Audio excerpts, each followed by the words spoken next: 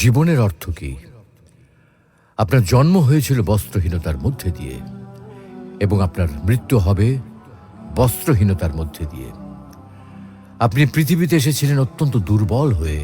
এত দুর্বল ছিলেন যে মার সাহায্য ছাড়া খাবারটুকু মুখে নিতে পারতেন না। আপনি যখন এই পৃথিবী ছেড়ে চলে যাবেন তখনও আপনি অত্যন্ত দুর্বল আর অসহায় থাকবেন।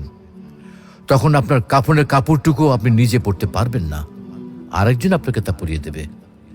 যখন আপনি এই পৃথিবীতে এসেছিলেন তখন আপনার অর্থ সম্পদ কিছুই ছিল না। যখন আপনি এই পৃথিবী ছেড়ে চলে যাবেন তখনও আপনার অর্থ সম্পদ কিছুই থাকবে না। আপনাকে প্রথম গোছল যেমন অন্য কেউ দিয়েছিল, তেমনি আপনার শেষ গোছলও অন্য কেউ দেবে।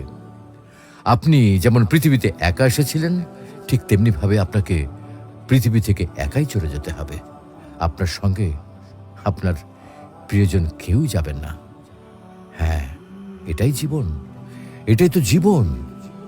তাহলে কেন এত মারামারি, এত সংঘাত, এত হানাহানি? কেন এত বিদ্বেষ? কেন এত হিংসা? কেন এত বেইমানি? তাই সকলের প্রতি দয়াশীল হন, সকলকে আপন করে নিন এই ক্ষণিকের যাত্রায়। জীবন খুবই সংক্ষিপ্ত, সুতরাং জীবনকে মহৎ কাজে উৎসর্গ করুন। সর্বদাই নিজের ও মানুষের কল্যাণ করুন, অনর্থক কাজ থেকে